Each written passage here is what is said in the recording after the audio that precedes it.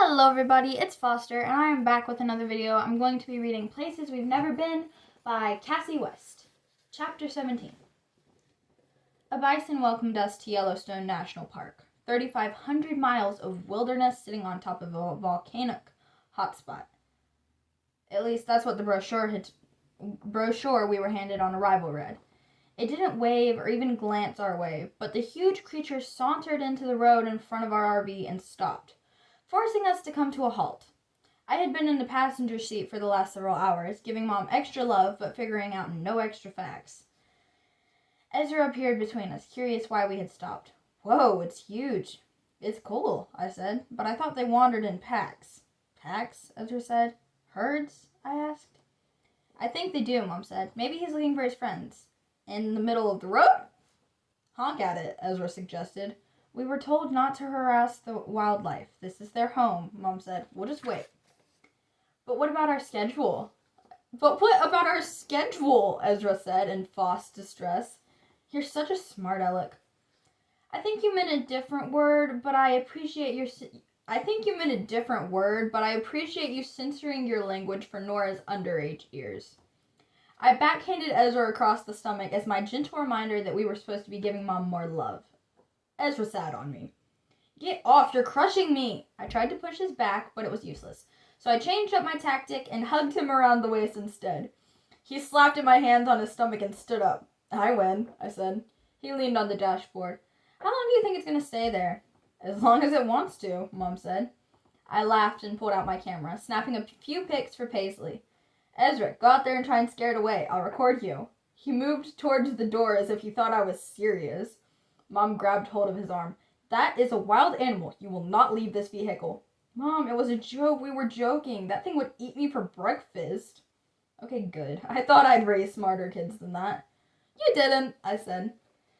Yeah, you did a pretty poor job, Ezra said. Mom laughed, which felt like a victory.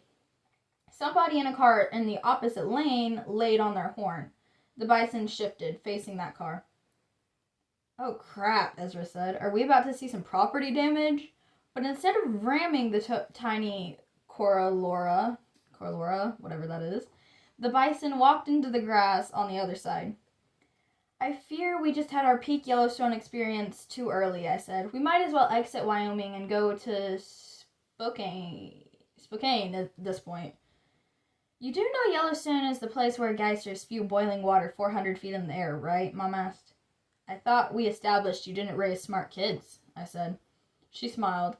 I've missed your road trip banter. Well, don't get used to it, Ezra said. This is the teen bus, and it's been a while since you were one of those. This time, Mom smacked his stomach. He grunted, then laughed. This is the most beautiful place in the world, Paisley said as we set up camp.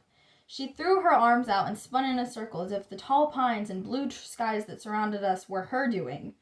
Ezra was attaching the water and power. Mom was rechecking ice chests, and I was pulling suitcases out from the side storage. What took you guys so long? She asked after her spin. A bison crossing, I said. What? We missed it! I took some pictures for you, I said. Skyler emerged from their RV and smiled my way. My stomach fluttered a little. Why did it do that? He did have a really nice smile, despite his punkish comments about my Instagram. Hey, we thought you guys were lost. Nope, I said, we're here. I'm going to see if this camp has any common spaces. Okay. Do you want to come? He asked. Do you want me to come? Me and my selfish Instagram? He seemed surprised by my question. Yeah, I just need to put these suitcases inside, I said. He walked the space between the RVs and helped me carry them. Once we were done and about to leave our campsite, Paisley came running between us. I'm coming too. Skyler draped his arm around her neck. Sure thing. Did you draw anything from Park City? Paisley asked. I didn't, I said. I'd been distracted. It was more a tourist stop. I bet you can find a million things to draw here. Nora? The campsite came from a campsite we were passing by, and I was equal parts surprised and terrified as I turned to see who I could possibly know from this far from home. Oh no, Paisley said, seeing him a split second before me. Ty? He walked over to meet us. We must be on the same RV loop. Wow, what a coincidence. You never added me back, he said, patting his pocket where I could see the outline of his phone. Sorry, we've been busy. I haven't been on social media much. Really? We've had such long stretches of road. I figure everyone else has too. Yeah, I say, out of excuses. We're going to check out the main building, Skyler said, maybe rescuing me from my awkward exchange, maybe not realizing what was going on at all. Want to join us? Sure, I'll come. They don't have a game room like Zine did, but they have a gift shop and stuff. The main building was a big brown cabin-like structure that housed the laundry, guest services, a conference room, and the gift shop, where we were now. I hadn't gotten Willow any souvenirs yet, so I searched the aisles. I never understood buying souvenirs for a person who didn't go on the trip. It seemed like a smug reminder that they didn't go, but whatever. I told her I would, so now I would try and find her something she might like or actually use. Do you collect anything on your travels? Ty asked from beside me. He'd followed me down each row. No? You? I used to collect rocks, the ones you can buy in a little stamped velvet bag for like $5. Yeah, I know what you're talking about. But you stopped? I guess I grew out of it. That's a weird saying, isn't it? That we grew out of something, like we're embarrassed to like something we liked as a child because that means we're immature or something.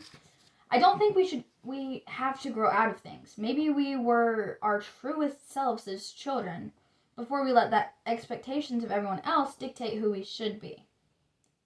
Yeah, Ty said, and I realized I had totally gone off. That speech was meant for me, Skyler said from the next row over, so don't be too offended. You're allowed to stop collecting rocks. Stop eavesdropping, I said. I think the whole store heard you, he returned. Yup, Paisley said from several rows over. Well, it's true, I said. How are you two related again? Ty asked. We're not, I said, then picked up a Yellowstone candle. Do you think this says, I wish you were able to come to Yellowstone with me, I missed you? As good as anything else does. Do you know what the store really needs, I said? A candle that shoots hot wax in the air after you light it. That would really bring the spirit of Yellowstone home.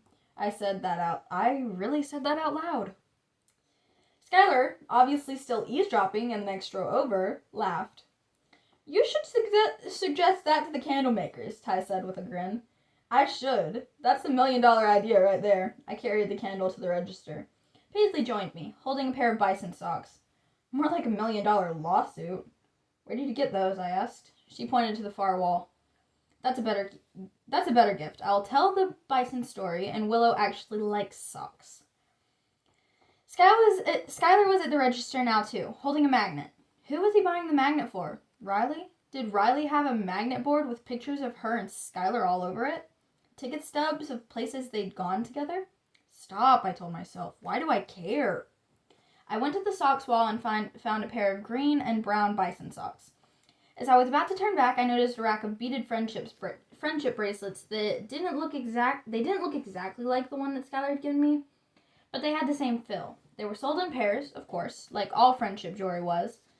I found myself taking a blue and silver pair off the hook and carrying it to the register with the socks. Are you guys still here tomorrow night? Ty was asking as I rejoined them. I'm not sure, I started to say when Skylar said, yes, we are. Well, this is random, Ty said, but we're having this dance thing at our campsite. We came with my aunt's family and we invited a few other people we've met, and you all should come. A dance thing? Paisley asked as the woman rang up my purchases. I added a couple Yellowstone postcards that were in a small stand by the register. One had some dramatic canyons surrounded by dark green trees, and another had the famous gushing geyser, whatever. Yes, yeah, I know it sounds lame, but we did it last summer too, and it's pretty fun. We string up lights and we dress up, or at least as dressed up as we packed, and we turn on some music. That's cool, Skylar said. We'll be there. Awesome, Ty said. Invite the rest of your family too. Will do. Will do? I asked Skylar as we headed back after separating from Ty. What? He said. Seriously, Paisley said. You're either clueless or doing this on purpose. I pointed at Paisley, which she said. What? It sounded fun. Something different. Okay, clueless, I said. That guy likes Nora. He doesn't know me, I said. He just hasn't seen a girl he isn't related to in weeks. Paisley rolled her eyes. Whatever the case, he thinks he likes you. And, Skyler said, and she doesn't like him back. I'm pretty sure Nora is used to that dynamic. What? I asked, more than shocked by his statement. Was he kidding? No, I'm not. Huh. Well, he's throwing a party in the middle of a national park. That seems like the kind of thing you'd be into. I narrowed my eyes at him. Was that supposed to be mean? He shrugged. Just a hunch. Was this the same hunch he'd been using while looking at my Instagram? Yeah, well, your hunches suck.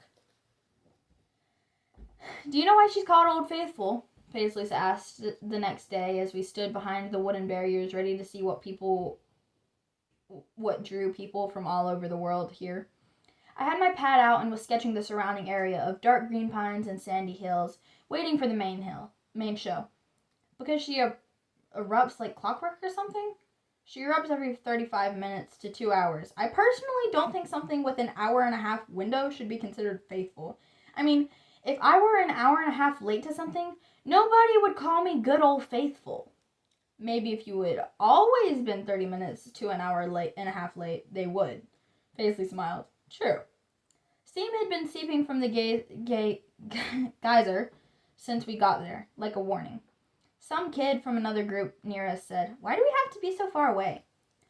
"Because the water is 200 degrees, an older guy next to him said. "So?" the kid returned.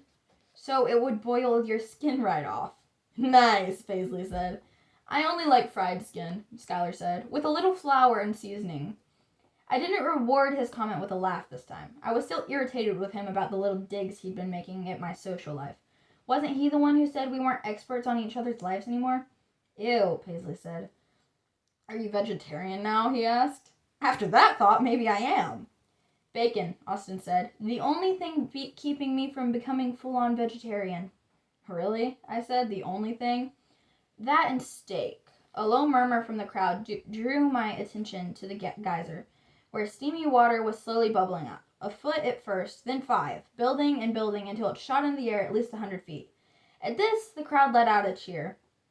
"That's pretty awesome," Ezra said. "See?" Mom patted his cheek. "I can still show you new things once in a while." "Are you taking credit for Yellowstone?" I asked. "I'm taking credit for bringing you to Yellowstone," she said. Me and Ezra exchanged a look, one that said, "Were we just imagining it?" Because Mom seemed perfectly fine now. "What's this I hear about a dance tonight?" Olivia asked. "Blame Skyler for that," I said. And that is the end of chapter 17. I hope you all enjoyed it. And how do you think the dance is gonna go? Yeah. I hope that you guys enjoyed it, and I will see you in the next video.